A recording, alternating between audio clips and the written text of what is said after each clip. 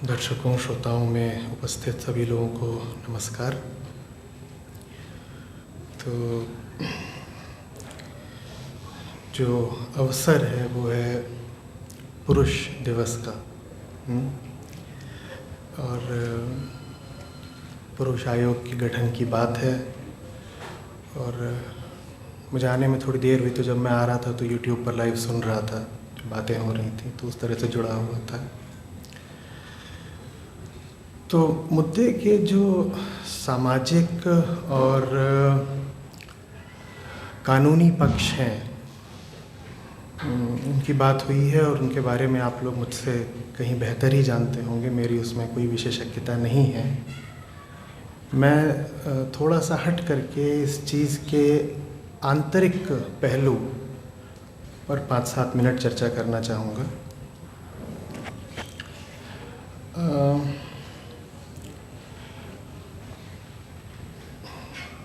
अभी हाल में कई घटनाएं घटी हैं जहां कहीं पर एक महिला को, कहीं पर एक पुरुष को अपने ही साथी के हाथों, परिवार के लोगों के हाथों, पति या पत्नी के हाथों या प्रेमी के हाथों क्रूरता का शिकार होना पड़ा है और मौत हुई है, हत्या हुई है। तो उसको लेकर के मुझसे कोई बात कर रहा था, बोले कि मैं अपने घर से बहुत दूर रहती हूँ। जो मुझसे बात कर रही थी, मैंने कहा मैं अपने घर से बहुत दूर रहती हूँ, तो ये सब घटनाएं घट रही हैं तो मेरे माँ बाप चिंतित रहते हैं। वो मुझे फ़ोन करके पूछते हैं कि तुम्हारा हाल तो ठीक ठाक है ना। मैंने कहा कहीं पर कोई घटना घटती है तो वहाँ पर हम सबको यही लगता है कि कहीं मैं शिकार न बन जाऊं, कहीं ऐसा कुछ मेरे साथ ना हो जाए, है ना। अगर सबको यही लग रहा है कि कहीं ऐसा मेरे साथ ना हो जाए, कहीं मैं शोषित ना हो जाऊं, तो शोषण करने वाला कौन है? कहीं कुछ हो रहा होता है तो हम डर जाते हैं। हम डर ये जाते हैं कि कहीं मेरे ऊपर आक्रमण ना हो जाए। अगर हर व्यक्ति डर यही रहा है कि उस पर आक्रमण ना हो जाए, तो वो अपने आप को तो फिर लगभग दूध का धुला ही घोषित कर रहा है। कह रहा है मैं आक्रामक कभी नहीं हो सकता, मैं शोषक कभी नहीं हो सकता, कहीं मेरा शोषण ना हो जाए। हम सड़क पर जा रहे होते हैं, हम कोई दुर्घटना देखते हैं तो हमें यही लगता है कि अरे कहीं ऐसा मेरे साथ ना हो जाए। हम ये नहीं सोच पाते कि कहीं मैं ही तो वो व्यक्ति नहीं जिसने ये दुर्घटना करी है और भाग गया है। जबकि दुर्घटना हुई है तो दो पक्ष होंगे, एक जो सड़क पर गिरा हुआ है और एक जिसने टक्कर मारी है। पर हमें ये ख्याल नहीं आता कि टक्कर मारने वाला भी तो कोई है।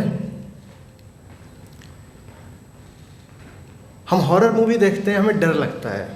हमें डर ये लगता है कि वहाँ वो जो भूत प्रेत या जो भी वहाँ पे तिलिस्मी रहस्यमयी कार्यक्रम चल रहा है, कहीं वो मेरे साथ ना हो जाए।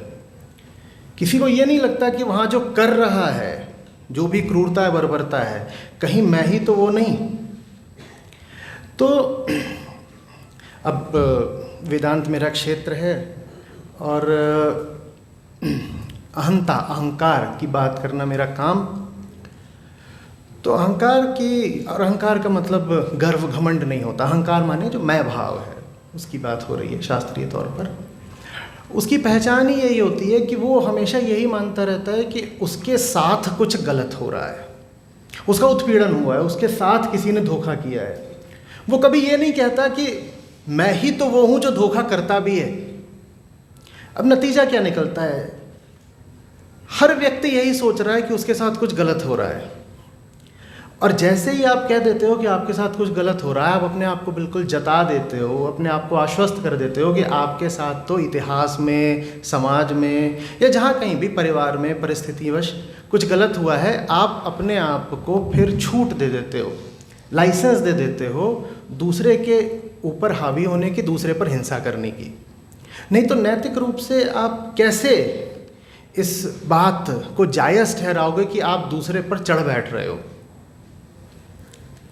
तो नाटो बनेगा और दूसरी तरफ हो जाएगा वार्सो पैक्ट। और आप रूस से पूछेंगे कि तुमको क्यों ये एक नया गठन करना पड़ रहा है, तो कहेगा क्योंकि अमेरिका वहाँ पर साजिश कर रहा है मेरे खिलाफ। और अमेरिका से पूछो कि तुमने क्यों किया, तो कहेगा रूस को देखो, इनके इरादे ही नापाक हैं। तो कोई भी जो कन्फ्लिक्ट होती है, द्वंद्व होता है, उसमें हमेशा दो पक्ष होते हैं और दोनों पक्षों द्वारा अनिवार्य रूप से यही माना जा रहा होता है कि हम तो बेचारे हैं, हमारे ऊपर अत्याचार हुआ है। और खतरनाक है वो आदमी जो कह रहा हो कि उसके ऊपर अत्याचार हुआ है। जो कह रहा है उसके ऊपर अत्याचार हुआ है, वो किसी और पर अत्याचार करने की तैयारी कर रहा है। जो कहे कि मेरे साथ कुछ, और दुनिया में जो कुछ भी हुआ है आज तक गलत से गलत, वो करने वालों के पास हमेशा यही दलील थी कि हम तो साहब बस हिसाब बराबर कर रहे हैं, पलड़ा तराजू का एक तरफ को झुका हुआ है, हम तो संतुलन ला रहे हैं बस।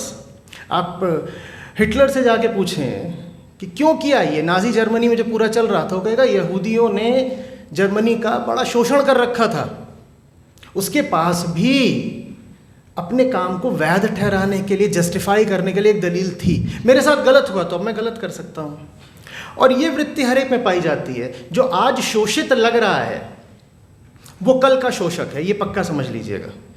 जो आज शोषित लग रहा है वो कल का शोषक है, क्योंकि जो मूल वृत्ति है हमारे भीतर, जो अत्याचार सहती भी है और अत्याचार करती भी है, हम उसकी तो कोई बात ही नहीं करना चाहते। हम दुनिया भर की बातें कर लेते हैं, लेकिन आदमी के अंदर जो जानवर बैठा हुआ है हम उसकी बात नहीं करते। और वो जानवर पुरुष और स्त्री में एक बराबर बैठा हुआ है। कल स्त्री पर अत्याचार हुआ था सक्रिय रूप से, आज वो पलट करके वार करेगी। और उसका समाधान देखिए, तात्कालिक तौर पर, सतही तौर पर हम कुछ कानूनी प्रावधान कर दें, उससे राहत मिलती है, निस्संदेह मिलती है, और इस तरह के प्रावधान होने भी चाहिए। लेकिन ये कोई अंतिम समाधान होते नहीं हैं। अंतिम समाधान तो यही है कि उस चेतना को संबोधित किया जाए जो पुरुष और स्त्री दोनों में होती है और बहुत पाशविक होती है। आदमी हो या औरत हो, देखिए शरीर से अलग होते हैं, भीतर से एक होते हैं। जो पुरुष है ना, अगर उसी का लिंग परिवर्तन करके उसको स्त्री बना दिया जाए तो वो सारे काम करने लगेगा जो उसे स्त्रियों में बड़े निंदनीय लगते थे, क्योंकि चेतना वही है। उसके पास उपकरण के तौर पर पहले पुरुष का शरीर था, बाद में स्त्री का मिल गया तो वो भी वही सारे काम करेगा। लेकिन हम उनकी बात नहीं करते। आज मौका है, कर सकते हैं, 2 मिनट और लेकर के। नाम हमने दिया है मेंस डे, पुरुष दिवस। तो जिन्होंने जाना है, समझा है, उन्होंने हमसे कहा है कि पुरुष का अर्थ नर नहीं होता, मर्द नहीं होता, मेल नहीं होता। पुरुष का अर्थ होता है चेतना।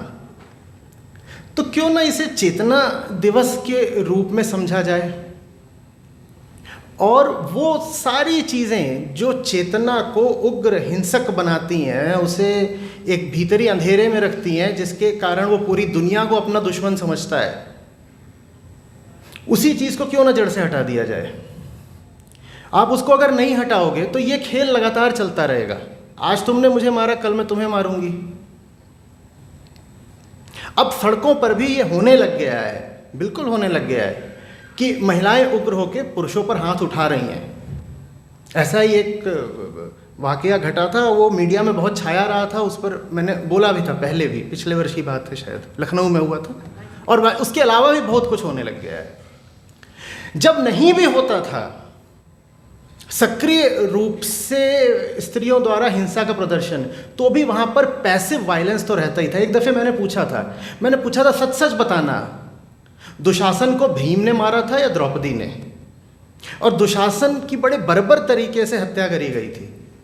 एक योद्धा दूसरे को मार दे रणभूमि में एक बात होती है, पर तुम मार करके कहो कि इसकी छाती फोड़नी है, फिर उसका खून लेके जाना है। करा तो ये भीम ने, आंखें बोलेंगी भीम ने करा, देखो भीम कितना बर्बर हिंसक आदमी है। पर भीम को पीछे से प्रतिज्ञा तो द्रौपदी ने दिलवा रखी थी। तो ऐसा तो नहीं है कि पुरुष ही हिंसक रहा है और स्त्रियां तो हमेशा से करुणा की मूर्ति रही हैं। हाँ, एक की हिंसा प्रकट होती है, दूसरे की अप्रकट होती है। और जब पलड़े ऊपर नीचे होते हैं तो इतना ही होता है कि जिसकी प्रकट थी अब उसकी अप्रकट हो जाएगी। और जिसकी अप्रकट थी प्रकट हो जाएगी। एक्टिव वायलेंस पैसिव वायलेंस में बदल जाएगा। याद रखिएगा, जो भी पक्ष बाहुबल में कमजोर होता है वो हमेशा पैसिव वायलेंस करता है, और वही पक्ष जब बाहुबल या कानूनी ताकत या धन बल पा जाता है तो फिर वो एक्टिव वायलेंस करता है। लेकिन वायलेंट तो हमेशा दोनों पक्ष होते हैं।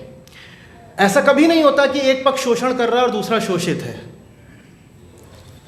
अज्ञान का दूसरा नाम शोषण है। जो शोषण कर रहा है वही शोषित भी है। जो आज अपने आप को शोषित कह रहा है वो भीतर ही भीतर तैयारी करके बैठा है कि कल शोषण करूंगा। तो स्त्री और पुरुष को, माने नर और नारी को, मैं चाहूँगा, पता नहीं कितना व्यवहारिक है वो आप लोग देखिएगा, पर इस मंच से बोल रहा हूँ तो मैं चाहूँगा कि नर और नारी को दोनों को चेतना के तल पर देखें, मानव मात्र ही माने, और मानव मात्र के भीतर से हिंसा हटे, इसका कुछ उपाय करें। एक बड़े जानकार व्यक्ति हुए हैं, मैं बहुत मानता हूँ उनको, जिद्दू कृष्णमूर्ति, आपने पढ़ा हो शायद। वो कहते थे अगर आप बस ये समझ सकें कि पुरुष और स्त्री, नर और नारी में घर में क्यों झगड़े होते हैं, तो आप जान जाएंगे कि दुनिया भर में यदि कहीं पर भी झगड़ा हो रहा है तो क्यों हो रहा है। क्योंकि बात दो व्यक्तियों की नहीं है, बात दो लिंगों की नहीं है, बात मानव मन की है।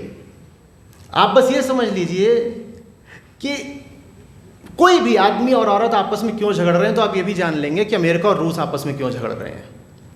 तो इस चीज़ के बहुत दूरगामी प्रभाव होने हैं, और वो प्रभाव तभी आ सकते हैं जब हम पहले समस्या के मूल को, समस्या की जड़ को संबोधित करें, और वो जड़ है आध्यात्मिक शिक्षा का अभाव। हम भीतर से कैसे, हमें अपने बारे में कुछ पता नहीं। जब हमें अपने बारे में कुछ पता नहीं तो जो भीतर हिंसक जानवर गुर्राता रहता है, हम उसको भी कुछ जानते नहीं, और उसका जब तक हम इलाज नहीं करेंगे तब तक हमें इस तरह का द्वंद्व और स्ट्राइफ लगातार देखने को मिलेगी। आवश्यक नहीं है कि मिले, इलाज किया जा सकता है। बस इतना ही। नमस्कार।